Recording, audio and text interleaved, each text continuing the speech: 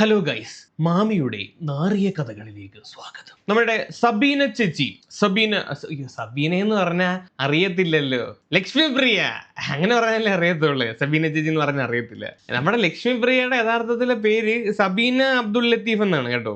ഈ കുലസ്ത്രീയൊക്കെ ചമഞ്ഞിങ്ങനെ നടക്കുന്നതുകൊണ്ട് പേര് മാത്രം ഒന്ന് സൂചിപ്പിച്ചെന്നും മാത്രം. ഓക്കെ, ഈ വർഗീയവാദികളൊക്കെ ഓരോരുത്തരൊക്കെ ആക്കുന്നുണ്ടല്ലോ, ഓരോരുത്തരൊക്കെ വന്നിരുന്നിട്ട് അതിനെയൊക്കെ സപ്പോർട്ട് ചെയ്യുന്നുണ്ടല്ലോ. അപ്പൊ പിന്നെ ഒന്ന് കാണിച്ചെന്നേ ഉള്ളൂ, വേറെ കാര്യമൊന്നുമില്ല. അപ്പം പറഞ്ഞു വന്നത്, ലക്ഷ്മി പ്രിയയുടെ പഴയ ഒരു ചെക്ക് കേസ് പൊങ്ങി വന്നിട്ടുണ്ട്.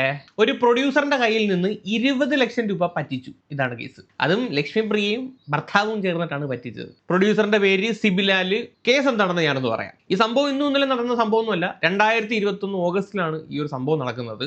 ഈ പ്രൊഡ്യൂസർ ആയിട്ടുള്ള സിബി ആറാട്ട് മുണ്ടൻ, നല്ല പേര്, എന്ന് പറയുന്ന ഒരു പടത്തിൽ അഭിനയിക്കാൻ വേണ്ടിയിട്ട് ലക്ഷ്മി പ്രിയയെ സമീപിക്കുന്നു. കഥ പറയുന്നു. ലക്ഷ്മി പ്രിയയുടെ ഭർത്താവ് ഉണ്ടായിരുന്ന കഥ കേൾക്കുന്ന സമയത്ത് അപ്പൊ തന്നെ പറയുന്നു, തിരക്കഥ പോരാ.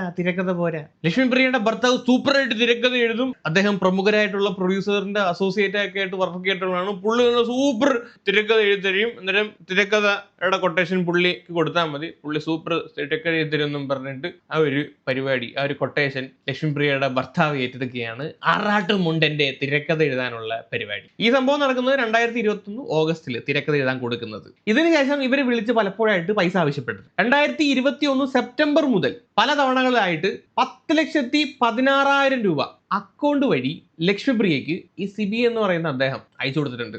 അതും കൂടാതെ വേറൊരു 10 ലക്ഷം രൂപ കയ്യിലും കൊണ്ടുപോയി കൊടുത്തു എന്ന് പറയും. മൊത്തം 20,16,000 രൂപ. അങ്ങനെയാണ് 20 ലക്ഷത്തിന്റെ കണക്ക് വന്നേക്കുന്നത്. തിരക്കഥ എഴുതാൻ വേണ്ടി കൊടുത്തതാണേ. എന്നാലും മാസങ്ങൾ കഴിഞ്ഞിട്ടും തിരക്കഥ സെറ്റ് ആവുന്നില്ല.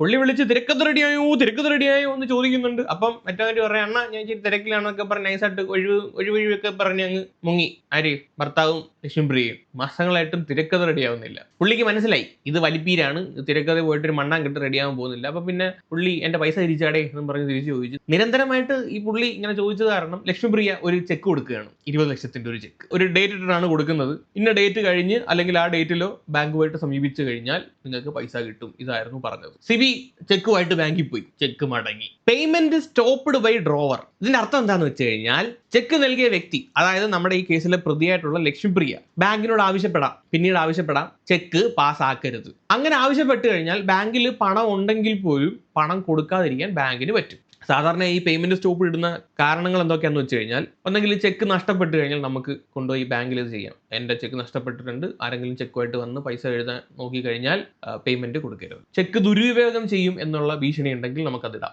അക്കൗണ്ടിൽ മതിയായ പണമില്ലെങ്കിൽ നമുക്കതിടാം. എന്തെങ്കിലും ഇതുപോലെ തർക്കങ്ങളൊക്കെ ഉണ്ടാവുന്ന സമയത്തും, ഓൾറെഡി നമ്മൾ അവർക്ക് ഒരു ചെക്ക് കൊടുത്തിട്ടുണ്ട്, അവർ തമ്മിൽ ഒരു തർക്കം ഉണ്ടായി, നമ്മുടെ പൈസ പോയി ബാങ്കിൽ നിന്ന് എടുക്കും എന്നുള്ളൊരു ഭീഷണിയൊക്കെ അങ്ങനെ തോന്നുവാണെങ്കിൽ നൈസായിട്ട് ബാങ്കിൽ വിളിച്ചിട്ട് ഇത് കാര്യങ്ങളൊക്കെ ഇട്ട് വെക്കും. ലക്ഷ്മിപ്രിയയുടെ അക്കൗണ്ടിൽ പണം ഇല്ല എന്ന് നമുക്ക് വിശ്വസിക്കാൻ പറ്റത്തില്ലല്ലോ. അപ്പം മനഃപൂർവ്വം വിളിച്ച് പറഞ്ഞതാണ്, അടുത്ത മാസം വരുന്ന ചെക്കുമായിട്ട് വരും, പൈസ കൊടുക്കല്ലേ എന്ന് നൈസായിട്ട് വിളിച്ച് പറഞ്ഞ് ബ്ലൂഞ്ചിച്ച്.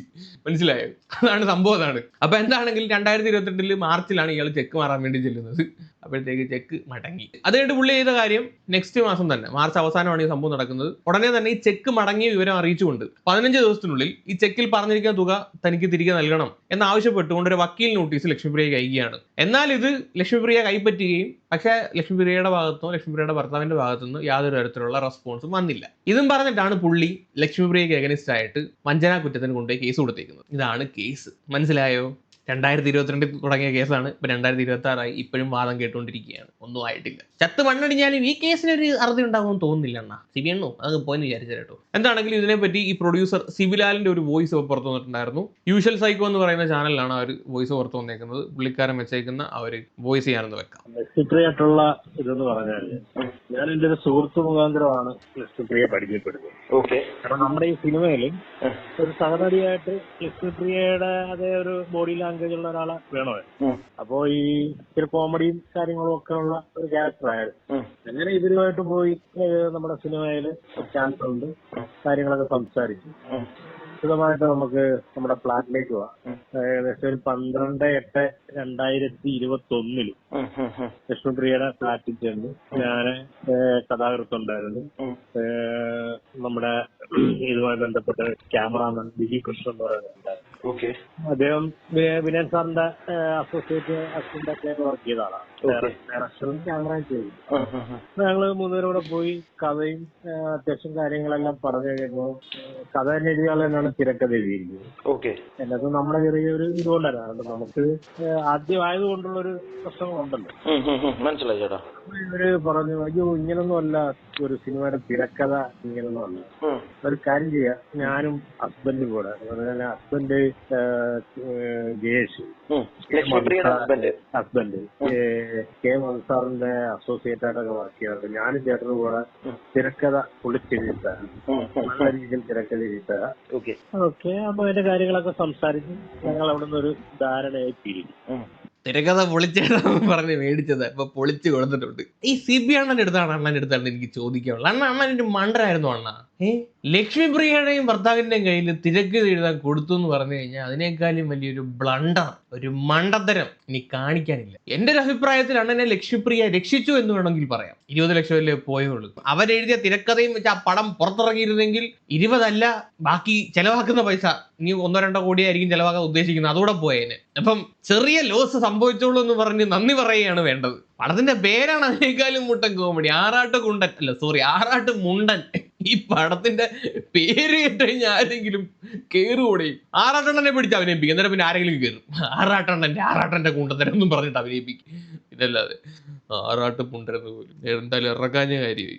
ശേഷമാണ് ഒരു 19:09 എന്നെ ഒന്ന് വിളിക്കുന്നത്, രാവിലെ വിളിച്ചിട്ട് അത്യാവശ്യം എനിക്കൊരു 50,000 രൂപ. ഓക്കെ, തിരക്കഥ എഴുതാനൊക്കെ തീരുമാനിച്ചെല്ലാം ഏൽപ്പിച്ചിരിക്കുന്ന ഒരാളാണല്ലോ. 50 കൊടുത്തു. അങ്ങനെ പ്രാവശ്യമായിട്ട് ഏകദേശം ഒരു 25-26 പ്രാവശ്യം 10,16,200 രൂപ അവരുടെ അക്കൗണ്ടിൽ.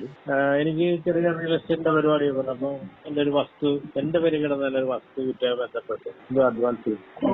അതേപോലെ തന്നെ ലിക്വിഡായിട്ട് അവരെ ഏൽപ്പിക്കുകയും ചെയ്തു. അതിനുശേഷം മാസങ്ങളായിട്ടും തിരക്കഥ പൂർത്തിയാകുന്നില്ല, തിരക്കഥയെ സംബന്ധിച്ച് ഇവരൊന്നും പറയുന്നില്ല. അങ്ങനെ ഞാൻ വിശദമായി ഇവരെ കുറിച്ച് അന്വേഷിച്ചപ്പോ ഇവര് സിനിമയിലോ അല്ലെങ്കിൽ ഈ സീരിയൽ അല്ലെങ്കിൽ കോമഡി ഷോയിലൊക്കെ അഭിനയിക്കുന്നതല്ലാതെ തിരക്കഥ ഒരു സിനിമയ്ക്ക് എഴുതാനുള്ള പ്രാപ്തിയൊന്നും അവർക്കില്ലെന്നും അവർ ഹസ്ബൻഡ് കെ മൻസാറിന്റെ വെറുതെ ഷൂട്ടിംഗ് പോലും കാണാൻ പോയിട്ടില്ലെന്നുള്ളതാണ് പിന്നെ ചേട്ടൻ തിരക്കിയപ്പോ അറിയാൻ പറ്റിയത്.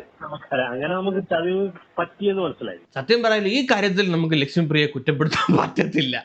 കാര്യം അണ്ണൻ പറ്റിക്കപ്പെടാൻ വേണ്ടിയിട്ട് നിന്നു കൊടുത്തു എന്ന് പറയുന്നതായിരിക്കും നല്ലത്. 25 തവണയാണ് പൈസ കൊടുത്തതെന്ന് പലപ്പോഴായിട്ട്. എന്നിട്ട് പറഞ്ഞു കേട്ടാ, ഈ 20 ലക്ഷം രൂപ കൊണ്ട് അണ്ണാക്കി തള്ളിക്കൊടുത്തതിന് ശേഷമാണ് ഇയാൾ അന്വേഷിക്കുന്നത് ഇവര് തിരക്കഥ എഴുതാൻ കേപ്പബിൾ ആണോ ഇല്ലയോ എന്നുള്ള കാര്യം. സാധാരണ നമ്മൾ ഒരാൾക്ക് ഒരു വർക്ക് കൊടുക്കുമ്പോൾ ആദ്യം അവരതിന് കേപ്പബിൾ ആണോ, അവർക്ക് അത് പറ്റുമോ ഇല്ലയോ എന്നാണ് നമ്മൾ ചെക്ക് ചെയ്യുന്നത്. ഇത് അണ്ണൻ ആദ്യമേ പൈസ കൊണ്ടുപോയി അണ്ണാക്കി തള്ളി, എന്നിട്ട് പിന്നെ പൈസ പോയെന്ന് പറഞ്ഞപ്പോഴാണ് അന്വേഷിച്ചിറങ്ങുന്നത്. അപ്പോഴാണ് മനസ്സിലാവുന്നത് തിരക്കഥ പോയിട്ട് ചെറുകഥ പോലും എഴുതാനുള്ള കഴിവ് ഇവർക്ക് ഇല്ലെന്ന്. അത് കണ്ടാലേ അറിഞ്ഞൂടെ എന്തിനാണ് ഇത് അന്വേഷിക്കേണ്ട ആവശ്യം എന്ത്? അപ്പൊ പിന്നെ അണ്ണൻ ഇത് ഡിസർവ് ചെയ്യുന്നു എന്നാണ് എനിക്ക് പറയാനുള്ളത്. മണ്ടത്തരം കാണിച്ചു കൊണ്ട് 10-20 ലക്ഷം കൊടുത്തിട്ട് ഇങ്ങനെ നടന്ന് കേസ് കിടന്നിട്ട് എന്ത് കാര്യം? മനസ്സിലായി. അവിടെ ചെന്ന് കഴിഞ്ഞപ്പോഴേക്ക് ലക്ഷ്മിപ്രിയ ഭർത്താവിനെ സജസ്റ്റ് ചെയ്തു. അതെ, അവരെ അങ്ങനെ ഞങ്ങൾ പൂജ വരെ നടത്തി. ഞാൻ കണ്ടു അതിന്റെ ഫോട്ടോസ് ഒക്കെ പൂജയൊക്കെ നടത്തി കേട്ടോ. പടത്തിന്റെ ഗൂഗിളിൽ കിടപ്പുണ്ട്. എന്നെ കൊണ്ട് പൂജ വരെ നടത്തി. അതിനുശേഷമാണ് നമ്മൾ ചതിക്കുടിയിൽ ചെന്ന് വീണോ എന്ന് മനസ്സിലായി. നോക്കണമല്ലോ, ഗൂഗിളിൽ കിടപ്പുണ്ടെങ്കിൽ നോക്കണമല്ലോ. ഇതിന് ആറാട്ട് മുണ്ടൻ മൂവി. തോടുന്നു ഇങ്ങനെ പടം ഉണ്ട് കേട്ടാ. ആറാട്ട് മുണ്ടൻ. ലക്ഷ്മിപ്രിയന്റെ ടീമല്ലേ നിൽക്കുന്നേ. Arattu Mundan turn script writer for Lakshmipriya. ഏട്ടാ ഓൺലൈൻ വരാനോയ്ക്കകത്ത് വാർത്തയൊക്കെ വന്നതാണ് 2020 December 29. Actor Lakshmipriya debut as script writer through Arattu Mundan, directed by her husband. Direction P Jayadev. സംഭവമാണ് ആറാട്ട് മുണ്ടൻ വരുന്നു. സംഭവം ഉള്ളതാ. പൂജയൊക്കെ നടത്തിയിട്ടുണ്ട് കേട്ടോ. അപ്പൊ അതാണ്, അങ്ങനെ ഒരു പടം ഉണ്ട്, പൂജയൊക്കെ നടത്തിയിട്ടുള്ളതാണ്. ബാക്കിയൊക്കെ മനസ്സിലായി. അപ്പൊ ഏകദേശം 10 ലക്ഷത്തിന് മേളിൽ ഇവർക്ക് കൊടുത്തു. 10,16,000 രൂപ പിന്നെ അക്കൗണ്ട് വഴിയും 10 ലക്ഷം രൂപ ലിക്വിഡും. അങ്ങനെ ടോട്ടൽ 20,16,000 രൂപ കൊടുത്തു. അങ്ങനെ സെറ്റിൽ ചെയ്ത് 20 ലക്ഷം രൂപയുടെ ചെക്ക് എനിക്ക് ലക്ഷ്മിപ്രിയ തരുകയും ചെയ്തു, ഡേറ്റ് ഇട്ട്. അല്ല ലക്ഷ്മിപ്രിയ ഈ ചെക്ക് തരാൻ കാരണം എന്തായിരുന്നു ചേട്ടാ? ഞാൻ അങ്ങനെ ഇത് നമുക്ക് ചതിവാണ് സംഭവിച്ചെന്ന് അറിഞ്ഞ് ഫിലിം ചേംബറിൽ പരാതി കൊടുത്തു. ഓക്കെ ഫിലിം ചേംബറിൽ പരാതി കൊടുത്തതിന് ശേഷമാണ് ചെക്ക് തരുന്നത്. അതെ. അപ്പൊ ഇവര് നേരെ ആറാട്ടുമുണ്ടൻ എന്ന സിനിമയെ ബന്ധപ്പെട്ട് എനിക്കും ഹസ്ബൻഡിന് യാതൊരുവിധ ബന്ധങ്ങളില്ലാന്ന് ഫിലിം ചേംബറിൽ ഒരു പത്രത്തിൽ രേഖാമൂലം എഴുതി കൊടുത്തു. ഓക്കെ. അന്നത്തെ ദിവസം തന്നെയാണ് എനിക്ക് ചെക്ക് തരുന്നത്. മനസ്സിലായി. ഓൾറെഡി ഇവരാ പൈസ ഇതിലായിട്ട് തന്നിട്ടില്ല, ചെക്ക് തന്നിട്ടേ ഉള്ളൂ, പൈസ ആയിട്ടില്ല. അത് അല്ല, ചെക്ക് തന്നു, ഡേറ്റ് ഇട്ട ആ ഡേറ്റിൽ ചെക്ക് നമ്മൾ പ്രസന്റ് ചെയ്തു. അപ്പൊ ചെക്ക് ബൗൺസ് ആയി. ഓക്കെ, അതാ ഞാൻ ചോദിച്ചത്. അത് ക്യാഷ് ചേട്ടന് കിട്ടിയിട്ടില്ല? ഇല്ല. അങ്ങനെ നമ്മള് പിന്നെ വക്കീല് മുഖാന്തരം ബന്ധപ്പെട്ടു. ഇവർക്ക് വക്കീൽ നോട്ടീസ് അയച്ചു. ഓക്കെ. പിന്നെ ഇവരെ വസ്തുമായി ബന്ധപ്പെട്ട സിവിൽ കേസ്, അങ്ങനെ 2 കേസ് ഓൾറെഡി ഇപ്പൊ നിലവിലുണ്ട്. ഒന്ന് ആലപ്പുഴയില് സിവിൽ കേസും, ആലപ്പുഴ കോടതി സിവിൽ കേസും, അമ്പലപ്പുഴയില് ഈ ചെക്ക് കേസ്, ക്രിമിനൽ കേസും വെക്കും. കൊറേ ഉണ്ടാകുന്ന ചേച്ചിയുടെ പേര് കേസ്, വസ്തുക്കച്ചവടത്തിന്റെ കേസ്, എന്തൊക്കെ കേസാണുള്ളത്? Criminal case. ഇപ്പൊ നിലവിൽ ലക്ഷ്മിപ്രിയ പറയുന്നത് അങ്ങനെ ഒരു കേസ് ലക്ഷ്മിപ്രിയക്ക് ഇല്ല എന്നുള്ളതാണ്. ഓക്കെ. പക്ഷെ ആ കേസ് ഇപ്പോഴും ഉണ്ട്. എന്നാലും ഇപ്പൊ താങ്കൾ വിളിച്ചോണ്ടിരിക്കുന്ന ഈ സമയത്ത് ഈ മാസം 26-ാം തീയതി അമ്പലപ്പുഴ കോടതിയിൽ കേസുണ്ട്. അമ്പലപ്പുഴ കോടതിയിൽ കേസുണ്ട്. ഇതാണ് പ്രൊഡ്യൂസർ സിബി ആൻഡ് ലക്ഷ്മിപ്രിയ. ആറാട്ടുമുണ്ടന്റെ എന്തോ പരിപാടിയാണ് അതിന്റെ ബാക്കിൽ നിന്നിട്ടുള്ള കേക്ക് കട്ട് ചെയ്ത് കൊടുക്കുന്നതാണ്. ഈ കേസുമായിട്ട് ബന്ധപ്പെട്ടുള്ള വാർത്ത കുറച്ച് നാൾക്ക് മുമ്പ് വന്നിട്ടുള്ളതാ. അധികം ആരും അങ്ങനെ വന്നിട്ട് ചർച്ച ആയില്ല. കാര്യം ലക്ഷ്മിപ്രിയ അത്ര അങ്ങോട്ട് ലൈം ലൈറ്റ് നിൽക്കുന്ന സമയം ആയിരുന്നില്ലല്ലോ. അത് ഇപ്പോഴാണ് ഇത് ഭയങ്കര ലൈം ലൈറ്റിലാണല്ലോ ചേച്ചി, അതുകൊണ്ട് ചർച്ചയാവും. ഇപ്പോൾ 3 മാസം മുമ്പ് നമ്മുടെ ലക്ഷ്മിപ്രിയ നീന കുറുപ്പിന്റെ ഒരു വിഷയമുണ്ടായിരുന്നു. ഈ അമ്മയിൽ കുറച്ച് നാളായിട്ട് അടി നടക്കുവാണല്ലോ. അന്ന് ഈ ലക്ഷ്മിപ്രിയ നീന കുറുപ്പിനെ തെറി വിളിച്ചുകൊണ്ട് ഒരു ഓഡിയോ പുറത്തു വന്നിട്ടുണ്ടായിരുന്നു, ശപിക്കുകയൊക്കെ ചെയ്യുന്ന രീതിയിലൊരു ഓഡിയോ. നമ്മുടെ ലക്ഷ്മിപ്രിയനെ ശപിച്ചെന്റെ അതിന്റെ ആളാണല്ലോ. അങ്ങനെ ആ ഒരു ഓഡിയോ പുറത്തു വന്നിട്ടുണ്ടായിരുന്നു. അതുമായിട്ട് ബന്ധപ്പെട്ട് ഒരു യൂട്യൂബ് ചാനലിൽ ലക്ഷ്മിപ്രിയ വിളിച്ചിട്ട് ഇതിനെപ്പറ്റി സംസാരിക്കുന്നുണ്ട്. അന്നേരം ആ ആങ്കർ, അജിനാണ് ആങ്കർ ആയിട്ടിരുന്നത്, ആങ്കർ ചോദിക്കുന്നുണ്ട് ഈ 20 ലക്ഷത്തിന്റെ ഈ ഒരു തട്ടിപ്പിനെ പറ്റി ലക്ഷ്മിപ്രിയയുടെ ചോദിക്കുന്നു. അന്ന് ലക്ഷ്മിപ്രിയ ഈ ഒരു കേസിനെ പറ്റി പറഞ്ഞ കാര്യം ഞാനൊന്ന് വെക്കാം. പറയാനില്ല ചേച്ചി, അവസാനമായിട്ട് ഇപ്പൊ ചേച്ചിയിൽ നിന്ന് വരുന്ന, അല്ലെ ചേച്ചിയെ പറ്റി ഉന്നയിക്കുന്ന ഏറ്റവും വലിയ ഒരു ആരോപണം എന്ന് പറയുന്നതിൽ സത്യമുണ്ടോ എന്ന് ഞാൻ വ്യക്തമായിട്ട് ചോദിക്കുകയാണ്. അതായത് 20 ലക്ഷം രൂപ ചേച്ചി തട്ടിയെടുത്തു. മോനെ ഞാൻ ഇവിടെ 20 ലക്ഷം രൂപ തട്ടിയെടുത്തിട്ട് ഞാൻ ഇവിടെ ഈ നാട് വിട്ടൊന്നും പോയിട്ടില്ല. ഞാൻ ഈ നാട്ടിൽ തന്നെയാണ് ജീവിക്കുന്നത്. 20 തട്ടിയെടുത്ത എല്ലാരും നാട് വിട്ടു പോയില്ലേ എന്ന് വെച്ചാ പൊന്നേച്ചി. 20 ലക്ഷം രൂപ തട്ടിയെടുത്തെങ്കിൽ അതിന് തെളിവ് കൊണ്ടുവരട്ടെ. 20 ലക്ഷം രൂപ മോന്റെ കയ്യിൽ ഇരിക്കുന്ന ഒരു സാധനം 20 ലക്ഷം രൂപ നമ്മൾ ചുമ്മാ ഒരു സാധനമാണോ ഞാൻ ഇങ്ങോട്ട് തട്ടിയെടുക്കാനായിട്ട്? ആരോപണങ്ങളൊക്കെ കോടതിയിൽ തെളിയിക്കട്ടെ. കോടതിയിൽ വളരെ ധീരമായിട്ട് കേസ് നടന്നുകൊണ്ടിരിക്കുകയല്ലേ. തെളിവുകൾ സഹിതം കോടതി കൊണ്ടുവന്ന് കേസ് നടത്തി ജയിക്കട്ടെ. എനിക്ക് പറഞ്ഞൂടെ അജിൻ, ഞാൻ കണ്ടിട്ട് പോലും ഇല്ലാത്ത അജിൻ, അല്ലെങ്കിൽ എന്നെ മോൻ കണ്ടിട്ടുണ്ടാവാം, പരിചയപ്പെട്ടിട്ടുണ്ടാവും. ലക്ഷ്മി പ്രിയത്തെ അജിൻ മോനേനെ വിളിക്കൂ, മോളേനെ വിളിക്കൂ. പക്ഷെ മനസ്സിൽ ഫ്രണ്ടിൽ ചേർത്താൻ തോന്നി വിളിക്കുന്നത്. അൻസിബയൊക്കെ ആ മോളോട് എനിക്ക് യാതൊരു പ്രശ്നമില്ല പണം. അതാണ് ഭയങ്കര നന്മപരമാണ് ഫ്രണ്ടി വന്നിരുന്നിട്ട്. പൈസ ഞാൻ തട്ടിയെടുത്തു, അല്ലെങ്കിൽ പിന്നെ എന്താ പറയാ എന്റെ പൈസ അജിൻ അങ്ങ് തട്ടിയെടുത്തു എന്ന് വെറുതെ പറയാൻ ഇതെന്താ വെള്ളരിക്കപ്പെട്ടണമാണോ? ഇവിടെ കൃത്യമായിട്ടൊരു ലോ ആൻഡ് ഓർഡർ നിലനിൽക്കുന്ന ഒരു തീർച്ചയായിട്ടും നിയമമുണ്ട്. ഇത് കേരളമാണ്. അതെ, ഇത് കഴിഞ്ഞ 4-5 വർഷമായിട്ട് കേസ് നടത്തിക്കൊണ്ടിരിക്കുകയാണല്ലോ, കേസ് പറഞ്ഞുകൊണ്ടിരിക്കുകയാണല്ലോ. കേസ് തള്ളിപ്പോയ ഒരു കേസാണല്ലോ ഇത്. തള്ളിപ്പോയ കേസാണെന്നാണ് ചേച്ചി പറയുന്നത്. തള്ളിപ്പോയത് മറ്റേ പുള്ളി പറഞ്ഞത് ഈ വരുന്ന 26-ാം തീയതി ഈ കേസിന്റെ വാദം ഉണ്ടെന്നാണ്. തള്ളിപ്പോയ കേസിനൊക്കെ അങ്ങനെ വാദം വെക്കൂ? അപ്പൊ എന്താണെങ്കിലും ലക്ഷ്മിപ്രിയ പറയുന്നത് കേസ് നടന്നുകൊണ്ടിരിക്കുന്നതാണ്. അവര് തെളിയിക്കട്ടെ, വെല്ലുവിളിക്കണം, തെളിയിക്കണം. നീ ഇതൊക്കെ പറഞ്ഞാൽ നമ്മള് കണ്ടാണ് നീത്തേക്ക് തെളിയിക്കുന്ന പറയുന്നത്. എനിക്കൊന്നും ഈ കേസ് അങ്ങ് എത്തൂല. അതുകൊണ്ടാണല്ലോ 4-5 കൊല്ലമായിട്ട് പ്രത്യേകിച്ച് ഡെവലപ്മെന്റ്സ് ഒന്നും ഈ കേസിനകത്ത് ഇല്ലാതിരുന്നത്. മിക്കവാറും ലക്ഷ്മിപ്രിയയുടെ വക്കീൽ വാദിക്കാൻ പോകുന്ന എന്തൊക്കെ പോയിന്റ്സ് ആണെന്ന് ഞാൻ പറയാം. ഇപ്പൊ ഈ ചെക്കാണ് ഇതിനകത്ത് മെയിൻ ആയിട്ടുള്ള ഒരു ഡോക്യുമെന്റ്. ഈ ചെക്ക് മടങ്ങിയിരിക്കുന്ന ഒരു മെമ്മോയും അതിന്റെ ഒരു പ്രൂഫായിട്ട് ഹാജരാക്കാം കോടതിയിൽ. ഈ ചെക്കിനെ പറ്റി ഇവർ പറയാൻ പോകുന്നത് ചെക്ക് ഒരു സെക്യൂരിറ്റിക്ക് വേണ്ടി കൊടുത്തതാണ്. അതിനകത്ത് ഡേറ്റും എമൗണ്ടും ഒന്നും ഞാൻ എഴുതിയിട്ടുണ്ടായിരുന്നില്ല, അത് ഇവരെഴുതി ചേർത്തതാണ്. ഇതായിരിക്കും ചെക്കിനെ പറ്റി പറയാൻ പോകുന്നത്. പരാതിക്കാരിയായിട്ടുള്ള എനിക്ക് സിനിമയൊന്നും ഇല്ല, ഇത്രയും വലിയൊരു സാമ്പത്തിക തുക നൽകാനുള്ള ശേഷിയും കാര്യങ്ങളൊന്നും ഇല്ല എന്ന് വേണമെങ്കിൽ അങ്ങനെയും വാദിക്കാം. ചെക്ക് ദുരുപയോഗം ചെയ്തതാണെന്നും വേണമെങ്കിൽ പറയാം. ഇവരെന്താണെന്ന് അക്സെപ്റ്റ് ചെയ്യാൻ പോകുന്നില്ല. പിന്നെ വേറൊരു പ്രശ്നം എന്താണെന്ന് വെച്ച് കഴിഞ്ഞാൽ ഇതിനകത്ത് 10 ലക്ഷം രൂപ ഇയാൾ അക്കൗണ്ടിൽ കൊടുത്തത് 10 ലക്ഷം കൈ കൊടുത്തതാണ്. കൈ കൊടുത്തതിന് തെളിവില്ല. മാത്രമല്ല ഈ കൈ കൊടുത്ത 10 ലക്ഷത്തിന്റെ സോഴ്സ് ഇങ്ങനെ കാണിക്കണം. അതങ്ങനെ കാണിച്ചില്ല ഇങ്ങനെ അകത്ത് കിടക്കും. ഇങ്ങനെയൊക്കെ ശരിയാവും പിന്നെ കേസ്. അന്നേരം ഇവർ ഈ ആരോപിക്കുന്ന 20 ലക്ഷത്തിനകത്ത് 10 ലക്ഷത്തിന്റെ ചെക്കിന്റെ കണക്ക് മാത്രമേ ഉള്ളൂ. ഒരു ചെക്ക് മാത്രം. ബാക്കി 10 ലക്ഷത്തിന്റെ രേഖകളില്ല.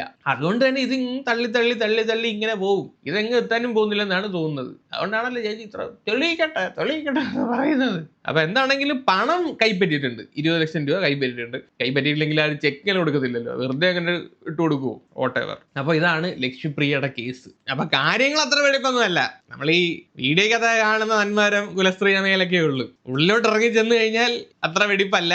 വീഡിയോക്കകത്ത് ശിവ ഭയങ്കര ഭക്തിയാ, ഭയങ്കര കുലസ്ത്രീ മേലൊക്കെയാ. പക്ഷെ കാര്യങ്ങൾ വേറെ രീതിയിലാ. മനസ്സിലായ? അപ്പൊ കൂടെ ഒന്നും പറയുന്ന ഒരാൾ വേറെ ശരി.